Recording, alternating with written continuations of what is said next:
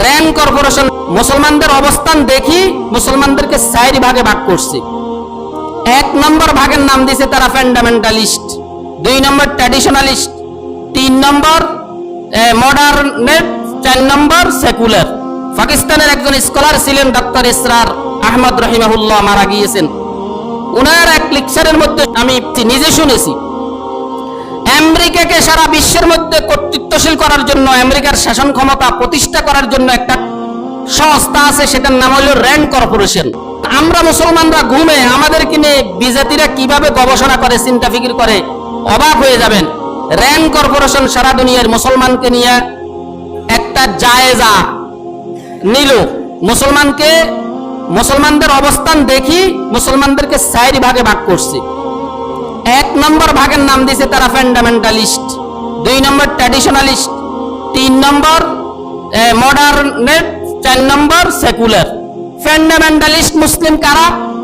এরা হইল জন্ম থেকে মৃত্যু পর্যন্ত, ঘর থেকে রাষ্ট্র পর্যন্ত আন্তর্জাতিক অঙ্গন সর্বস্তরে ইসলামকে প্রতিষ্ঠা করতে চায়। এরা শুধু ইসলামকে পরিবারে বা সমাজের মধ্যে ধরে রাখতে চায় না, এরা হলো একদম ঘর থেকে রাষ্ট্র পর্যন্ত সর্বত্র ইসলামকে প্রতিষ্ঠা করতে চায়।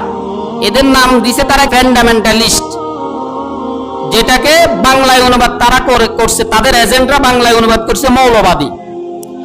এরা হইলো এখন এবার এরা আমেরিকাকে পরামর্শ দিতেছে, এরা হইলো আমেরিকার প্রধান শত্রু, এদের বিরুদ্ধে সবসময় আমেরিকা কঠোর থাকতে হবে।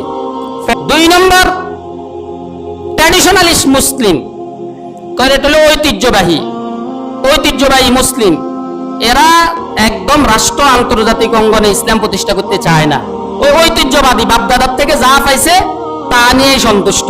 এরা আমেরিকার শত্রু নয়, তবে আমেরিকার জন্য ভয়ের কারণ হবে যদি এই শ্রেণী প্রথম শ্রেণীর লোকে মিলে যায়, কারণ এরাও তখন ভয়ের কারণ হয়ে দাঁড়াইবে।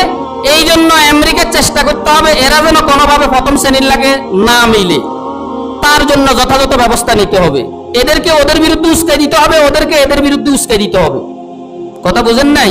এই জন্য যত টাকা খরচ করা দরকার করবে। 3 নম্বর হইল মডার্ন মুসলিম, তাদের চিন্তা চেতনা ধারণা এমন হবে 1400 বছর আগের ইসলামের কিছু কিছু বিধান এই যুগে পালন করা সম্ভব নয়, অর্থাৎ পরিবর্তিত বিশ্বে পরিবর্তিত ইসলাম চায় তারা। অনেকে বলতে চায় এই যুগে জিহাদ দ্বারা দিন প্রতিষ্ঠা সম্ভব নয়, এখন গণতন্ত্র দিয়ে ইসলাম প্রতিষ্ঠা করতে হবে, এ ধরনের বলে অনেকে। এরকম বহু বিষয়ে কথা আছে। 1400 বছর আগের ইসলামের অনেক বিধান বর্তমানে কার্যকর করা কি হবে না, সম্ভব হবে না। এটা হইল মডার্ন। এরা আমেরিকার শত্রু নয়, এদেরকে আমেরিকা বেশি বেশি উপস্থাপন করতে হবে, এদেরকে টাকা পয়সা দিতে হবে, অসুবিধা নাই।